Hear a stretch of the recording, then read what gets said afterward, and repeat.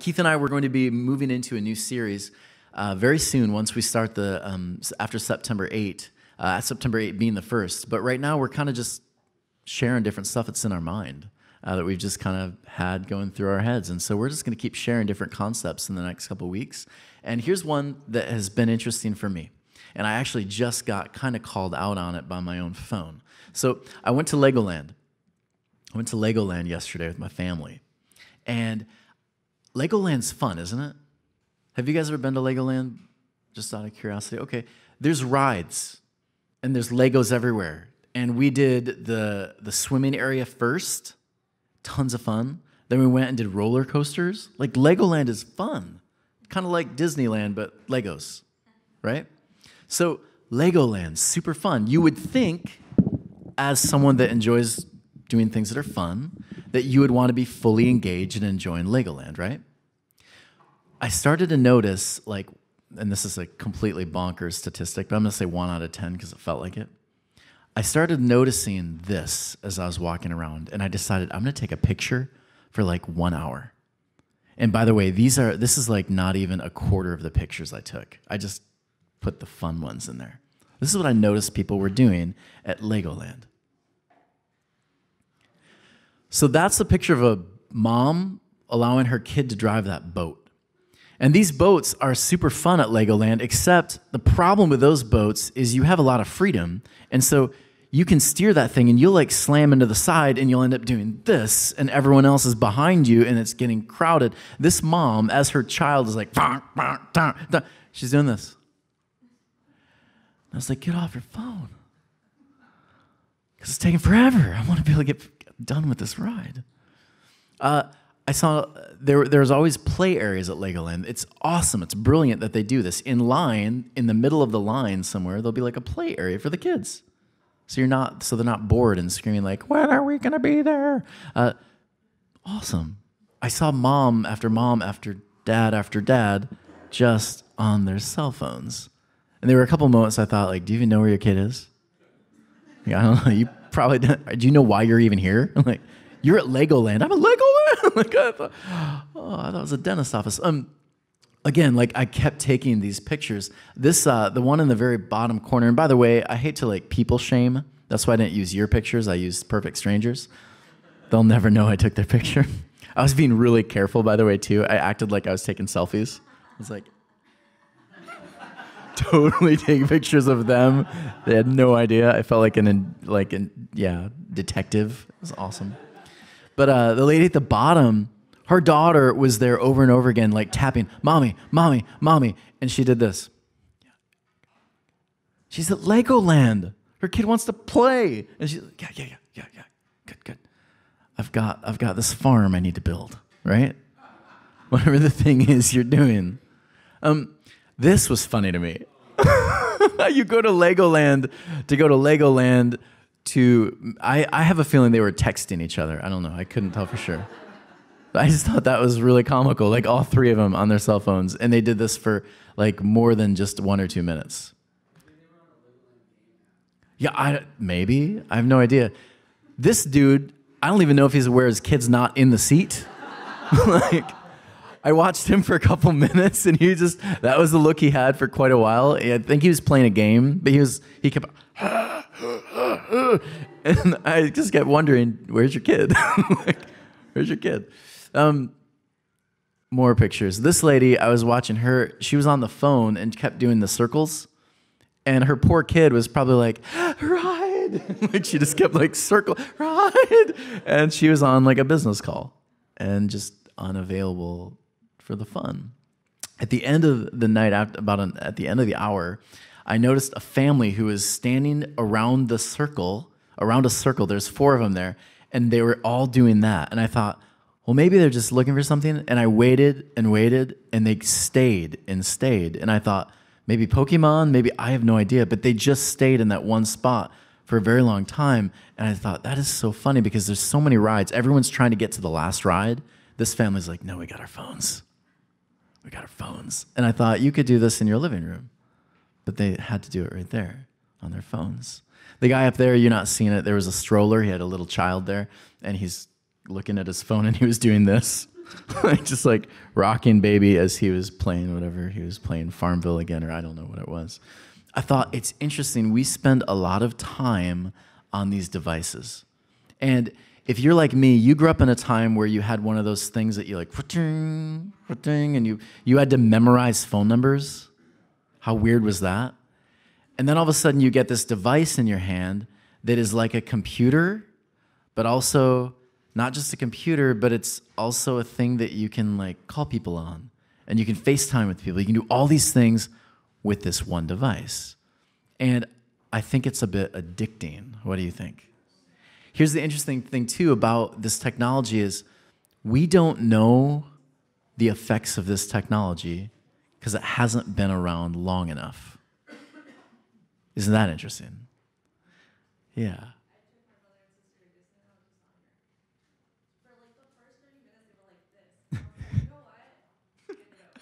Nice.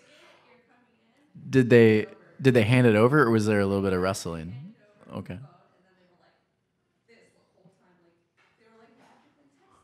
Wow.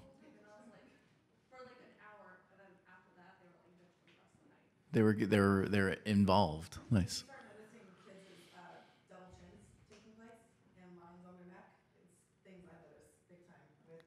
Oh, no doubt. Yeah, because it's. Huh. That's interesting. That's why. That's so good. Yeah, you gotta look. You gotta look up when you text. That's good. Your kids tell me they hope to have a good time, but you're on your phone all day. There. Yeah. They look up and it takes almost 20, 30 seconds to realize where they're at. I've seen kids almost get hit by cars. Oh yeah. There's a YouTube channel just dedicated to people getting into accidents because of their cell phones. I had a moment where I was walking around and taking the pictures, and I began to think like, I'm so much more evolved. And yeah, I had that other voice that was like, you're on your phone, dude. Like, you're on your phone. But it was interesting for me just to be aware of it, because when you're looking around at like people looking for that thing, you'll notice it. It's just like anything. You become aware of a thing that's all around you that it was just normal. So for me, I was doing that, and it kind of challenged me a little bit. We have this thing that we are constantly beholding whatever's in front of us on a screen. And I'll get into other things we're beholding, but I want to keep moving into this one because it's interesting. Phones are equally as addictive as various drugs that we often tell our kids not to take, right? And so I was doing some research in this, and I thought I'll just share with you a couple more since we're actively demonizing cell phones.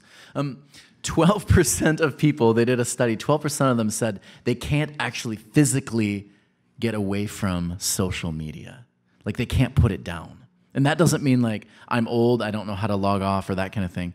It was literally like physically I get sick, I can't handle it, I have to be on social media all the time.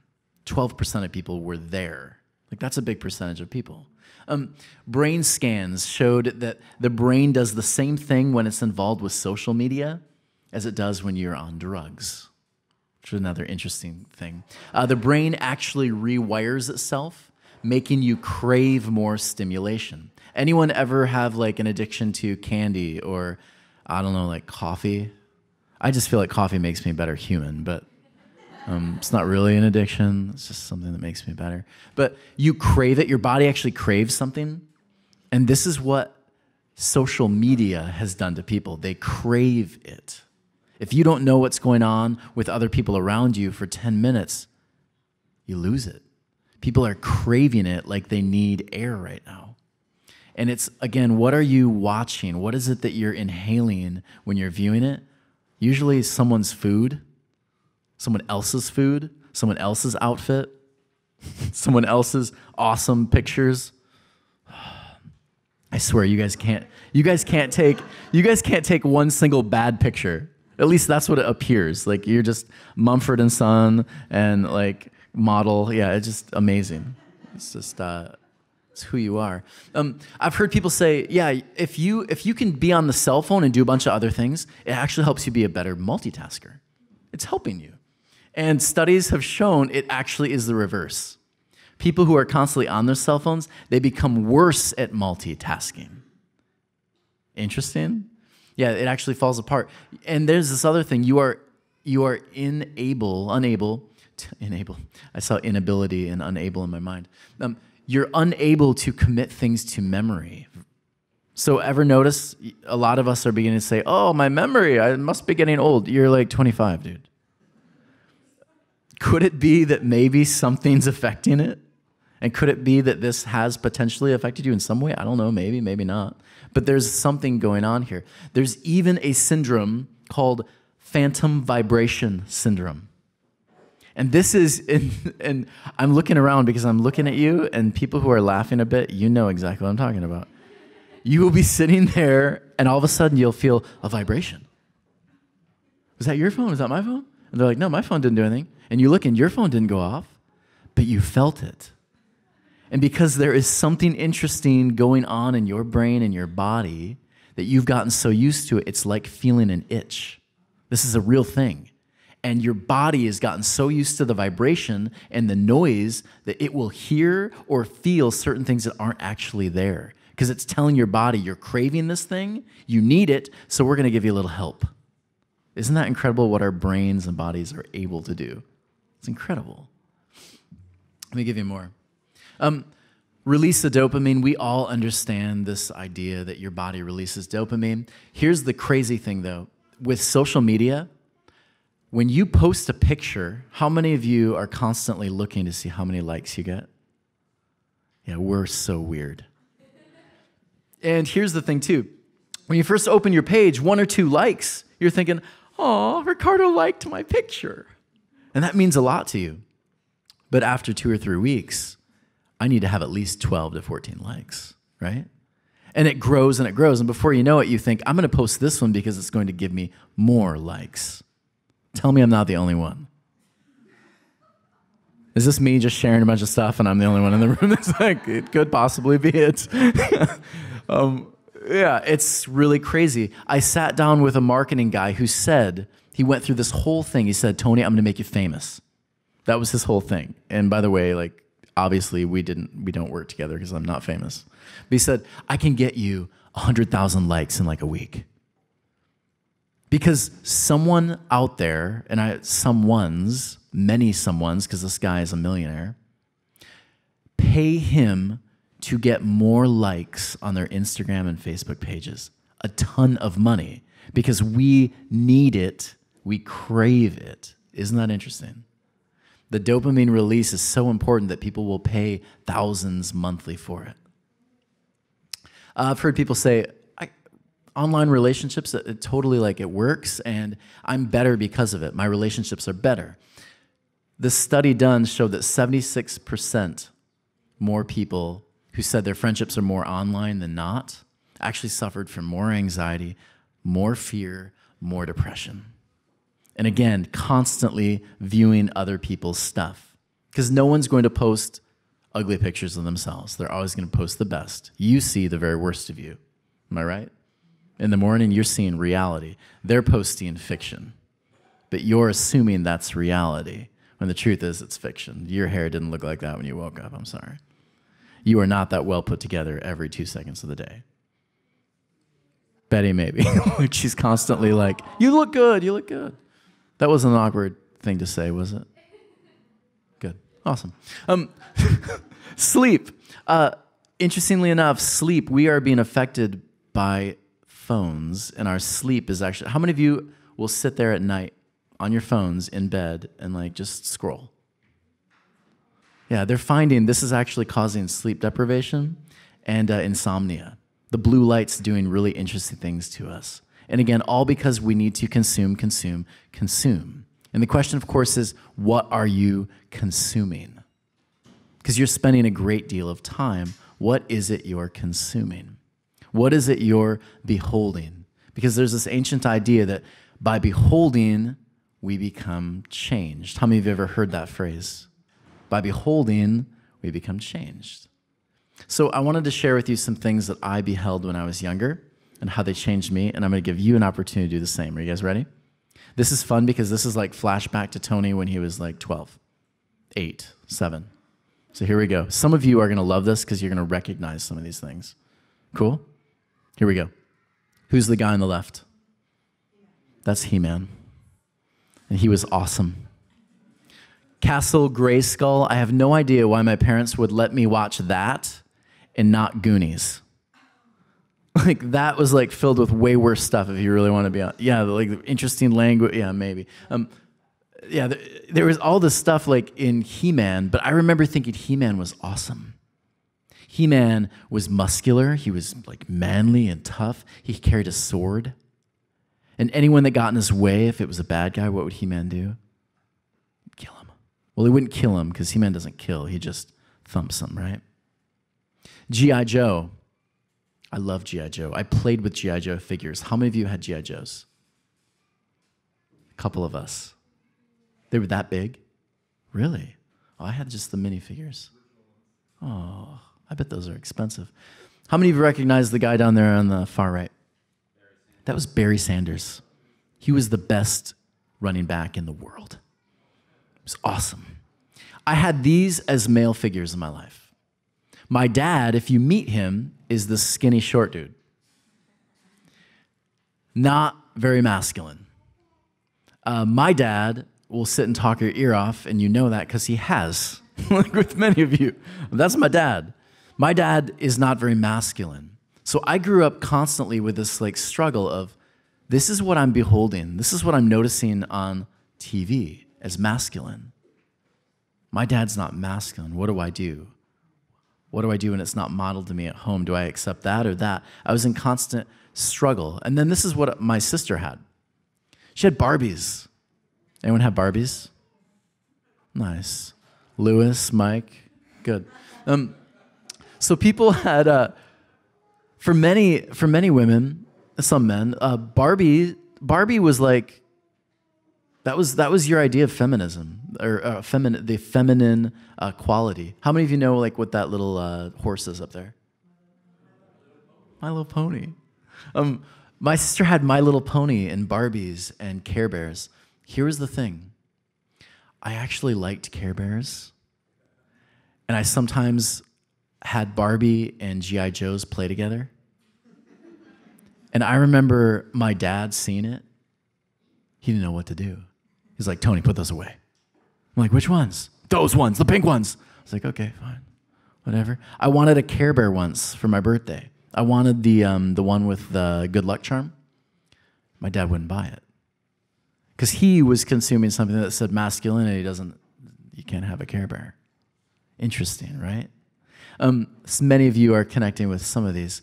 I love to read. I had tons of comic books. I love Charles Dickens. Charles Dickens taught me a lot of interesting things about myself and growth, humanity. Kurt Vonnegut taught me to be just constantly, what's a good word there? Kurt Vonnegut taught me how to view culture in new ways and question things. Kurt Vonnegut. To Kill a Mockingbird was my first real introduction to the fact that some of my African-American friends didn't have life as easy as I did. Interesting things I would consume opened my eyes to new realities. And I tried some of them on, some of them fit, some of them didn't. And how many of you know what that weird thing is? Did anyone have a Slinky in this room? Did anyone ever take a piece of cardboard and get really excited about a cardboard box? Yeah, because you knew that was going to be a plane. That was going to be a fort. It was going to be jail for your sister. It was going to be whatever. The greatest gift my parents gave me was they sent me to my room. They would send me to my room, and I would sit in my room for an hour. And for them, they thought punishment. For me, I loved it. Because what I learned to do is I learned to sit in boredom. I didn't always have to have something going on. And I learned to appreciate that because some of the most creative moments of my childhood happened just in my room by myself, just figuring out what to do with the silence. It was awesome. Sometimes I just sat. Sometimes I read. Sometimes I created a whole city for my G.I. Joes or Barbies. Whatever I was doing, that's what I was doing. And it was so good for me to have that space and that time. Music. How many of you see some of those albums up there and you think, oh yeah, I remember that one? Nirvana helped me realize that it's okay to be white, middle class, and angry. Weezer taught me it's okay to also have fun and be happy. Silverchair, I loved that band growing up because it was like this group of young kids that were doing things that I always wanted to do and taught me you can have that dream. Michael Jackson is just bad. He was so good. Boys to Men, I remember all that hardcore music and then Boys to Men. I thought, I can still be a lover. I will hold your hand while we're roller skating. I'll give you the look. Wipe my hands off because they're crazy sweaty, and we'll hold them again. You know, the End of the Road song? That was a good one. That was on my makeout tape. Tape.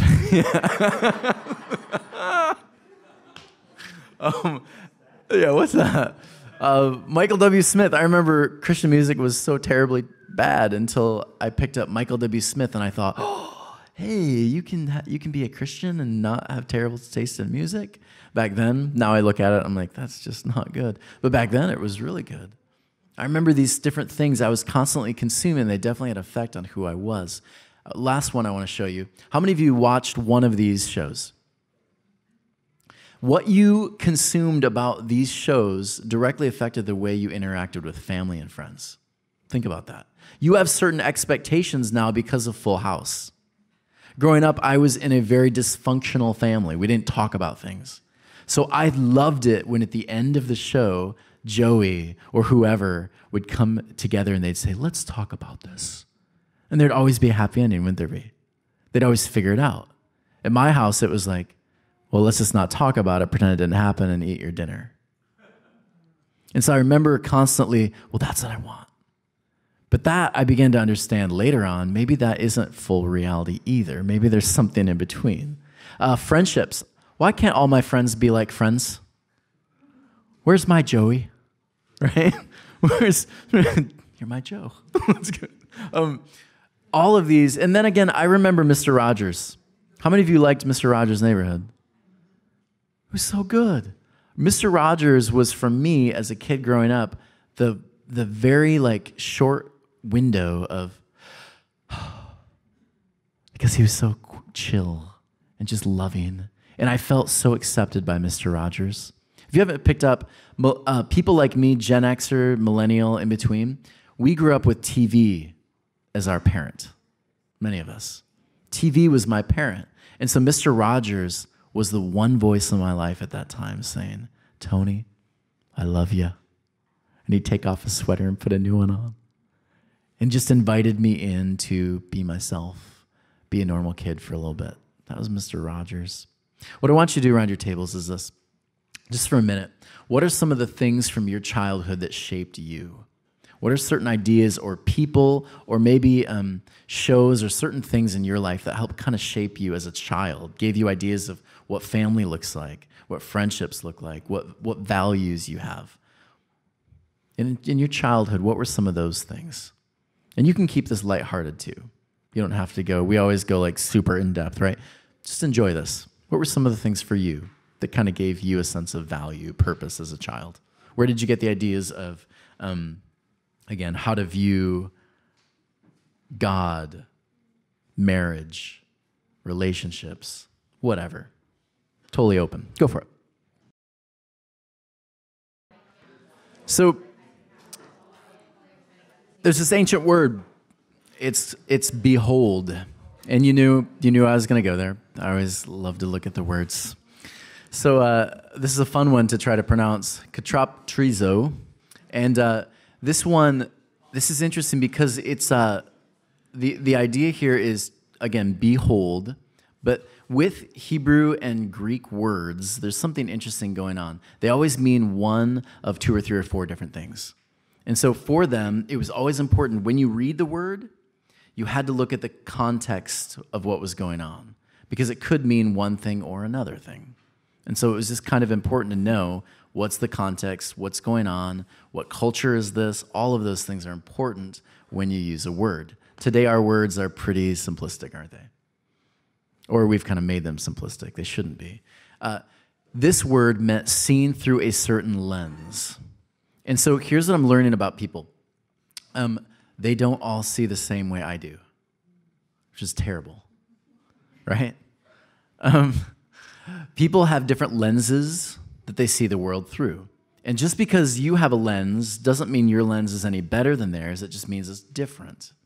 And so that's really difficult for some people to accept, though. But the reality is you have a different upbringing.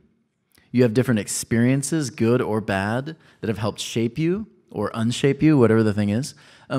You have a certain lens of viewing the world. And so what I'm learning to do slowly, ever so slowly, is when I'm talking to people or when I'm in conflict or whatever, I'm learning to ask, okay, what lens is it they're viewing this discussion through? And when I can get that, then I can start asking questions.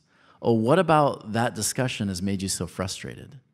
Or what is it that makes you feel like you have to be right over this thing? Or what is it that makes me feel like I have to be right, right?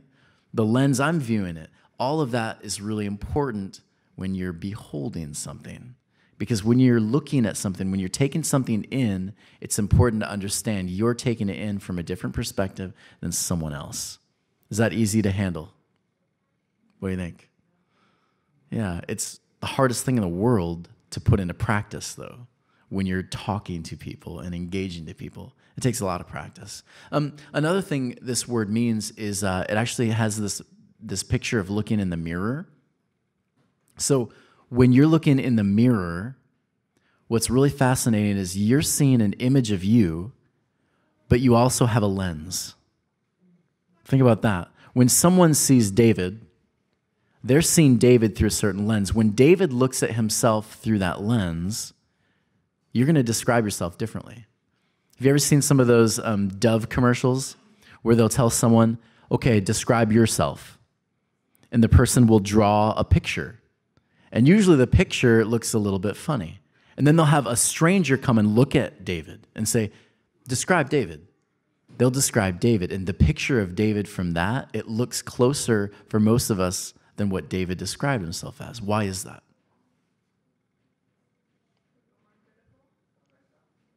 Ever ask yourself why you're more critical of yourself? What was that? Oh. Why are you so critical of you or others? Because some of us may I love me, but you don't always love others. Here's what I notice. Anyone ever been on this channel, YouTube? Yeah, YouTube started as this really cool idea. The idea was you can put out videos of you, anybody, Joe Schmo. Aaron from Massachusetts who lives in Podunk Town. Aaron can put up something interesting. Do you guys all recognize some of these people? The bottom one is a stock image that I just forgot to fill. But you all recognize that little boy up in the top right? Yeah, he got the wisdom teeth out. Right? And he just started talking, and it was hilarious, and we all engaged with it. It was just some kid. Parents just videoed their kid, and it blew up. And what some people did is they took that video, they downloaded on their own, and then they reposted it to get more hits for themselves. The thing was exploding. Anyone remember the Numa guy? Yeah, the Numa singer. Hilarious. Just him and his computer having fun. And so YouTube used to be a place where anyone could post, and it was just fun, and you could be yourself, and people could engage, and you could find it interesting. But YouTube has changed. And many of you may not even have realized how much it's changed. But when you go to YouTube now, you see a lot of videos, don't you? Like professional quality videos. You see commercials done to look like Numa, but not quite. They're using a different character. They've got special lighting. The guys got makeup on. What Hollywood has done is interesting. They've taken this idea that 1 million views also correlates to $1 million and found that there's a lot of money in this. So what they did is something called reverse engineering. So they will take an idea of the little boy with I can't talk, and he's saying funny things. They turn around and make it appear that the actor, who is really 30, is 19. And she's, looking the way she does. And she pretends to be doing the video when the reality is she's not even that person. It's not a real video. It's not actually what YouTube wanted in the beginning, but it's been produced. It's not reality. And so the lens has shifted even on something like YouTube. And the truth is, some of those videos are fun to watch, aren't they? Like professionally done videos, it's kind of fun to watch them. But notice how most of the other ones that are just like, hey, this is my friend Bobby, and Bobby's going to go run around with a trash can on his head. And he bounces off some things. That'll get a couple hits here and there. But the other ones are beginning to absorb the internet. And that's what people are beginning to try to emulate now. And that's the thing that you've begun to try on. The idea of beholding is trying on. You see it, you experience it, and you ask, what would it look like on me? Has anyone else in this room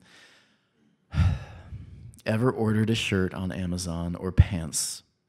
It comes to you in the mail, and you realize this was Asian size. Because I have. And it's the most frustrating thing in the world. I'll put the pants on, and it's like muffin top all over again. And you're like, I ordered a 35. Like I was 32, I'm a 35, I'm a 36, but I thought 35. And this is not 35, this is 25. Try it on, see if it fits, right? The idea of beholding is to see if the thing works, see if it fits. Look at it, try it on. And so, we found, this is so funny because the blue shirt is hilarious to me because Danielle, we got a bunch of clothes because we're having another baby, and so one of our friends gave her a bunch of clothing for maternity, and in it, her husband threw in a shirt that looked almost identical to that blue one, and it was a large, and so she was like, "Oh, well, why don't you just keep it?" It's like, "Oh yeah," and I tried it on, and if you look at Daniel's face right now, you will understand. It looked like the right, not the left. And like, these look sexy when you look like that. It doesn't look sexy when you look like, well, not quite like that, right? Yeah. It didn't look good. I had to try it on. I had to see if it fit. And that's the idea of beholding. You also try on. You see if it fits. And so there's this beautiful moment where Jesus enters the scene. There is this moment by the Jordan River. And the Jordan River for the Jews has always been symbolic of something big happening. It's going to usher in a new reality. And that's why every prophet, almost every prophet, has a moment near the water. Moses, Elisha, Elijah all connect to the Jordan River. And so Jesus has a moment at the Jordan River. And John notices this. And this is the idea of baptism, is the idea that there's a new thing beginning. And so Jesus is at the Jordan River. And John says, behold the Lamb of God who takes away the sin of the world. Now, he will later be baptized in that same Jordan. Something interesting to note. For the Jewish people, they were looking for a kingdom come reality where they would destroy Rome. They would be number one again. And so for the Jews at that point in time in the first century, they were saying, we're going to behold a new kind of kingdom where it destroys Rome and we're going to be number one. Jesus says, what if you tried this on instead? And this is why at Jesus' baptism, what flies over his head? At a Roman inauguration, which often involved water, there were these people called augurs. And these people were people who looked for signs and wonders, and then they would this is what it means, Emperor. At this point in time, whenever the emperor would have this moment of inauguration, they fabricated a moment where they would take an eagle and they'd fly it over the emperor. Because the eagle was a sign of might and power and force. Jesus says, my kingdom doesn't look like that. Try on the dove for a moment. Try on this kind of kingdom. Try it on, see how it fits. Behold the kingdom of heaven. Behold the Lamb. Behold this new reality. See how it fits. See it differently, try it on. Jesus has meant a great deal to me. And I have people oftentimes, many people will say, Tony, what do you believe? What do you believe? And I always laugh. because it's many times, first off, people will assume ethos must mean whatever I believe that's ethos. Would you all agree that's just not how this is? That's not how we roll. I still get to share ideas, but you get to disagree. And Steve is like the epitome of that every week. And I love him for it. But here's the beauty of Jesus over and over again. No matter how I picture God, the beauty of Jesus is so appealing. The message of Jesus over and over again has touched me in so many ways. It has changed the way I view the world. It's shaped the way I interact with people. I love Jesus. I really do. The message of Jesus has absolutely shifted everything for me. People will ask me all the time, well, what about this? What about that? And that's why for me, I always go back to, well, what does Jesus say? That's why, again, Mahatma Gandhi, Martin Luther King Jr., so many of these other people, their core was always going back to, well, look at the teachings of Jesus. And there are other beautiful teachings out there too. But for me, I always go back to this because Jesus had this thing that he said, try it on. First off, when I talk about, a couple of weeks ago, I said, I don't know what the meat is. What is the meat? People say, I need more meat in the sermon, right? I need more meat. What does that mean? I said, what does it mean? I started thinking about that. The meat, the gospel message that Jesus shared, it was not this. When Jesus was speaking and talking to people, it was not, my Father's really angry. We need a sacrifice. I'm going to be it. Cool. I'm going to die. I'm going to be murdered in front of you by the Roman Empire, and a bunch of you will actually participate. It's going to be really ugly, really gross. Enjoy. Good news. I'm going to be raised on the third day. I'm going to leave. You're going to be by yourselves, kind of. That's your good news. Jesus never says that's the good news. In fact, the disciples were preaching the good news, it says, before the cross. And the good news over and over again was, the kingdom of heaven is among you. The kingdom of heaven is among you. Try it on. Come on. The kingdom of heaven is among you. Try it on. You're in the middle of captivity. Everyone's got their frickin' cell phone out. You feel like you don't measure up. Try this on. See if it fits. You feel like everyone is doing this whole game where we try to outdo each other, we better each other, all these things. You don't have to buy it. Try this on. That is the beautiful message. Jesus says, try this thing on, see how it fits. In the middle of captivity, you can be free. Try this on, see how it fits. You can experience freedom right here, right now. And ever since I've done that, my life has gotten better and better. It's not perfect. That's not the point. But it's gotten better and better. I'm practicing the art of forgiveness slowly. Just 2 days ago, a friend of mine, you know what? We'll have him here at some point. Herb Montgomery. I know a guy named Herb. Isn't that funny? His name's Herb. He lives in West Virginia. Herb has kind of become a bit of an outcast. Doesn't get invited many places to speak anymore. And Herb called me, or texted me, sorry, and he said, hey, Tony, welcome to the club. And I was like, what club is that? He said, welcome to the club. You are no longer allowed to speak either at this conference. I was like, wait, what?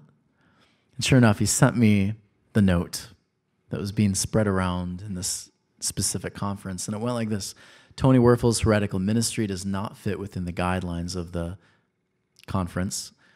And we ask that you avoid making use of his online material, sharing his podcasts, invitations to your churches for speaking engagements and sermons. And I read it, and I read Herb's response. He said, welcome to the club. Because I used to do this thing. Betty and I were talking this morning. I used to speak to hundreds of people, and on the weekends, sometimes thousands. I'd go different places. The first taste of this, I got asked to go to Australia, which I'd never been there. I was going to speak in front of 10,000 young adults and youth. My name was being plastered all over my, the poster that has your face without the double chin and you look really good in it, photo cropped. I remember them calling me and saying, yeah, we actually have to disinvite you, and we're taking that ticket back. I remember all of that happening. And then I got that message 2 days ago from Herb. And I sat with it for a little bit. And then it hit me. Welcome to the club. Try it on. Learn to forgive. Learn to love. Learn to recycle those things with love and forgiveness and maybe even joy. Hey, I got a free weekend. Hey, I don't have to go to that place in the South ever again. I don't know. Learn to be positive. Learn to find good things. Learn to do what Jesus did. Try it on. And when I've done that, I become brave, fearless, bold, become a stronger person. And this is why when people ask me, what do you believe? I say, I believe the teachings of Jesus are worth trying on. Seeking love. Bring people in rather than create more and more marginalized people. Everyone has a place around the table. Heal, don't hurt. Don't always have to get the last word, Tony. Maybe just smile and nod sometimes. Let other people win. When I'm in Costco and the short Asian lady cuts in front of me in line, smile. There you go. Keep walking. Enjoy your moment at Costco. Recycle hate with love. Give rather than receive. Jesus says, try it on. And finally, when you're in those moments, if you're wondering, how do I behold? What's worthy of beholding? I think there's some really sound advice.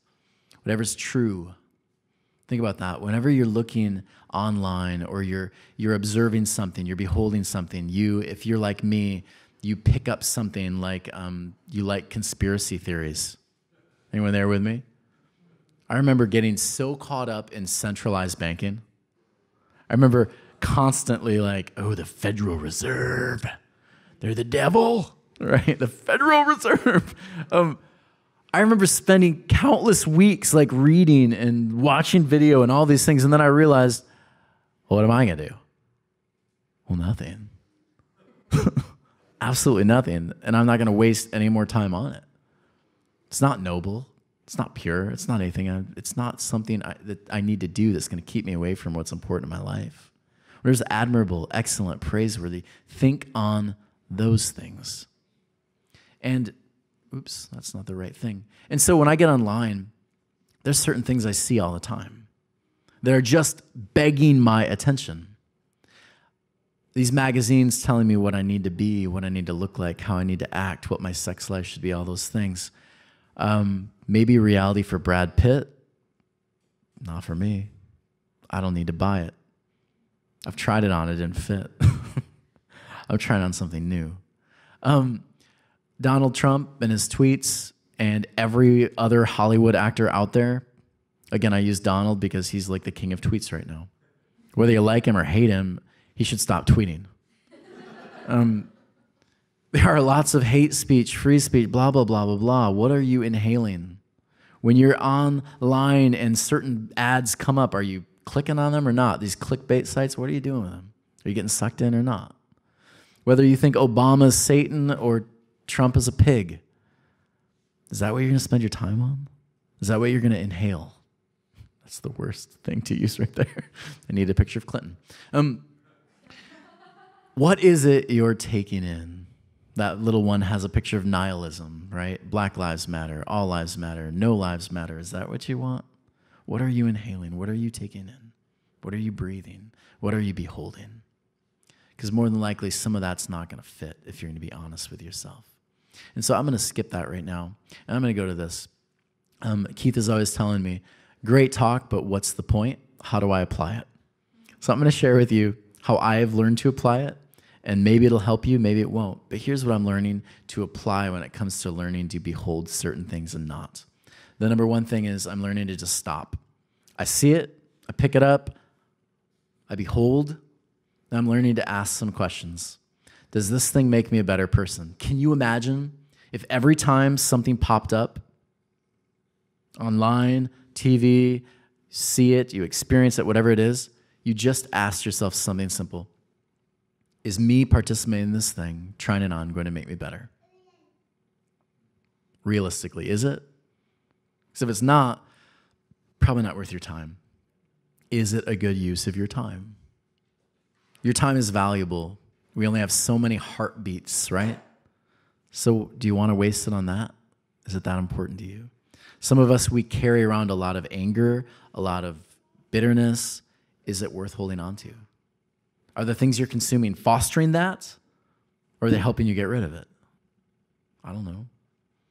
Does it fit with the moral ethic I'm moving toward? Those are all things I'm learning to ask about it.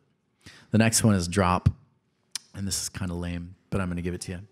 I get this picture of someone dropping on their knees, and basically what I'm saying is you seek guidance. Have you guys ever sat with someone that knows you well?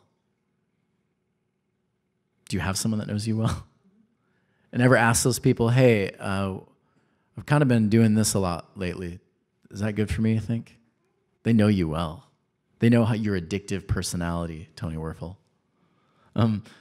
Is that good for me or not? Is this thing I'm beholding good? Is it making me better? Well, they're going to give you some great advice. Seek those people out. They'll know. And they'll give you good advice. And lastly, when you get to that point, embrace it or walk away. So again, if your phone or if certain apps or certain things are needing to be dropped, you got to do it. If there are certain personalities in your life that you just got to walk away from, walk away. If there are certain things that are, they just don't fit anymore. There's always going to be a real temptation to go back. But learn to walk away because new things will open up. There will be better things. You will have a pair of jeans that someday will fit you. And here's the other funny thing. Sometimes when you try it on, it doesn't always fit perfectly, does it? I've bought some jeans. I just love going back to the jeans because I kind of like clothing. Sometimes I bought a pair of jeans and they were almost perfect. And I had to grow into them. So sometimes that happens too. And so here's what I want to give you to the end. Some of you are going to be able to do this and some of you aren't. But it's a challenge and I'm going to give it to you. I want to challenge you this week daily to only spend one day or one time span a day. I want to challenge you with only looking at your social media for 15 minutes a day. Time yourself. Look at a clock when you're doing it. Obviously, if you have a business and you feel that social media is pretty important for that thing, maybe go home on Sunday and schedule your tweets and your posts. I don't know. That's what a lot of people do. But try the 15 minutes daily, and maybe let's even go this, personal use. How's that sound? So it's terrible that I have to keep adding all these, okay, I know you absolutely need it, but try it. 15 minutes, limit yourself to it. See if you can do it. And here's what I want you to do. On Friday, I want you to email me and tell me how it went. Just share, was it easy? Was it the easiest thing in the world? Or did you find yourself just irritable, blowing up at people? Did you find yourself after Tuesday, you were I'm done with this? I'll show you a stop, drop, and roll. I'm dropping that stupid challenge. Done. But try it out. See how it works. Because if you find yourself totally at a loss and just it may not be something you should be beholding as often. I don't know. But again, the whole point, the whole idea, the challenge I want to give you is, what are you beholding? Because by beholding, you become changed. Jesus gave us a beautiful picture of things to behold, things that fit, things that make the world better and your life better. Try it on, see how it fits. You guys dig it? Awesome.